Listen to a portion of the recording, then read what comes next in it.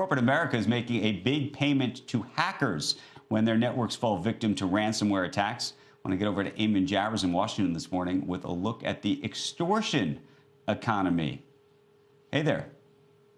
Yeah, Andrew, that's right. This is really happening to a lot of companies. Take a look at this. This is a real ransom note that was recently sent to a company that was attacked by hackers. This is what it looks like when you get attacked. It says, your network has been infected, right there in big red type. Your documents have been encrypted, and now to get them back, you have to pay, is what this ransom note is telling you. The hackers want a hard-to-trace cryptocurrency called Monero, and there it is. There's a countdown clock there letting you know you have just limited time here to take action and pay these hackers, or else the price is going to go up and you might not get your data back. That's pretty scary stuff for a lot of companies, and ransomware is surging, and so is demand, therefore, for negotiators like Marc Bleicher of Arete. It's a cybersecurity company called Arete Incident Response. He helps victim companies deal with the attack and, if necessary, pay off the crooks to get their data back.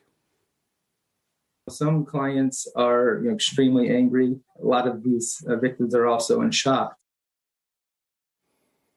Now, the first thing his team does is figure out if they can get back up and running without the hackers intervening. If they can't, that means they've got to talk to the bad guys, even though the FBI advises companies not to send money to criminals. Bleicher says the hackers base their ransom demands on internal financial documents that they've stolen, so they know your company's financials, or they know the limits of your company's cyber insurance.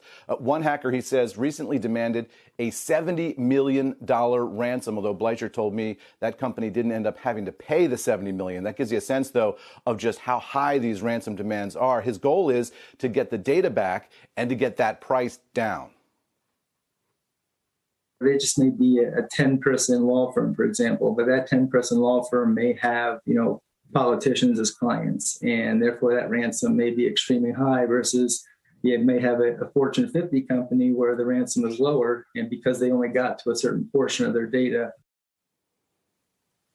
Now, once they agree on a price, Bleicher executes the payment. That's almost always in cryptocurrency. But once the money changes hands, he says the hackers almost never walk out on the deal because they want the next victims to pay too. Now, Arete says different industry groups are paying widely divergent ransoms. Take a look here. Healthcare pays $140,000 on average. Finance, they say, pays $210,000.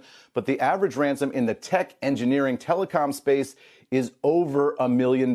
So you can tell which industries are really dependent on that data, guys. Back over to you.